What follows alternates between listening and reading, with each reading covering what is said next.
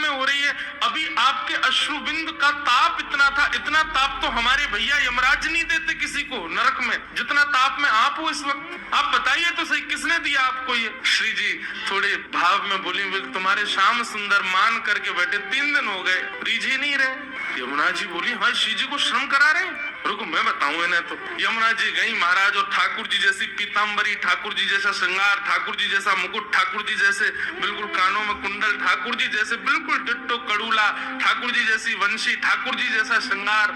और श्रृंगार करके जैसे ही यमुना जी आई, श्री जी देख कर, अरे श्याम सुंदर आप मान गए?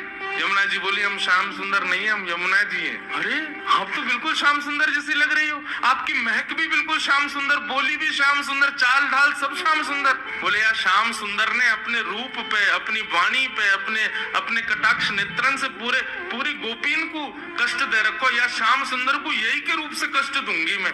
आप यहीं बैठी रही हो राधा रानी, मैं अभी जाऊं। और यमुना जी श्याम सुंदर को रूप धारण करके बिल्कुल वैसी बाकी चाल, वैसी अदा, वैसे ही सब, जैसे ठाकुर जी चलते हैं, जैसे ठाकुर जी बैठते हैं, बिल्कुल वही अदा श्री यमुना जी जा रही हैं। ठाकुर जी मान करके बैठे हैं। सोई बगल से यमुना जी निकलने लगी। नूपुरों की आवाज जैसी छमछम आई तो ठाकुर जी बोले, ये तो हमारे नूपुरन की आवाज है, हम तो यहीं बैठे हैं, ये आवाज कहाँ से आ रही है?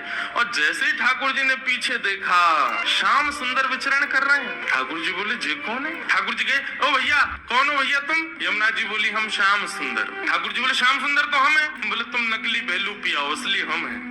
बोले, ऐसे कैसे? तुम पे वंशी बजानी आवे? देखो मैं वंशी बजा के दिखाऊं। ठाकुर जी ने वंशी बजाई, उससे बढ़िया यमुना जी ने बजा दी। बोले, मेरे पास काली कमली, तुम्हारे पास है? यमुना जी ने अपनी काली कमली दिखा दी। सब प्रकार से ठाकुर जी अपनी वस्तु दिखावें और यमुना जी उसको प्रस्तुत करें। बोले, अब कैसे सिद्ध हो कि असली श्याम सुंदर कौन है? यमुना जी बोली, मैं एक टेर बजाऊंगा, यदि मेरी टेर सुन के राधा रानी बगल में आके खड़ी है गई तो समझो वही असली श्याम सुंदर। जाके बगल में किशोरी जी आके खड़ी हूँ। अब ठाकुर जी बोले, हम तो मान करके बैठे, हमारे बगल में तो आएंगी नहीं, वो इन्हीं के बगल में आएंगी। जैसे ही टेर बजाई, श्री जी आने लगी। ठाकुर जी दौड़ करके गए श्री जी के चरणों में, आप मैं असली श्याम सुंदर, मेरे बगल में, मैं कभी मान नहीं करूंगा, आज के बाद आप मेरे बगल में बैठ जाओ, एक बार सिद्ध कर दो। श्री जी बोली, कौन कौन कहां से आ जाते हैं नकली लोग, असली श्याम सुंदर तो वो। श्री जी गई और श्री यमुना जी के बगल में जाके खड़ी हो गई। अब तो सब गोपियां उन्हीं के चंवर डुरावे, उन्हीं पे इत्र छिड़कावे, उन्हीं पे गुलाब जल अर्पित करें, सिंहासन पे उन्हीं को बैठावे, उन्हीं को भोग लगा में, और दूर खड़े श्याम सुंदर रो में। बोले, मैं हूँ असली श्याम सुंदर जी, कहां से नकली आ गए हो? जैसे ही श्याम सुंदर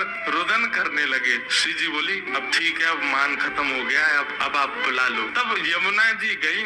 बोले, श्याम सुंदर आप ही हो असली श्याम सुंदर? हम तो श्री यमुना जी, हम तो यमुना महारानी है, बस आपसे एक ही प्रार्थना है, आज के बाद वचन दो हमारी श्यामा जी को कभी कष्ट नहीं दोगे। तब श्याम सुंदर ने यमुना जी को वचन दिया। बोले, आज से हम नियम लेते हैं कि जब ये मान करेंगी तब हम इनको मनाएंगे, और जब हमें कोई बात बुरी लग जाएगी तो वह भी हम इन्हीं से कह देंगे कि हमको ये बात बुरी लग गई है, मान करो आप ही, हमें ये बात बुरी लगी, आप ही गुस्सा हो जाओ, फिर तब भी हम ही मना लेंगे। यमुना जी बोले, हाँ बस यही नियम रखना आप।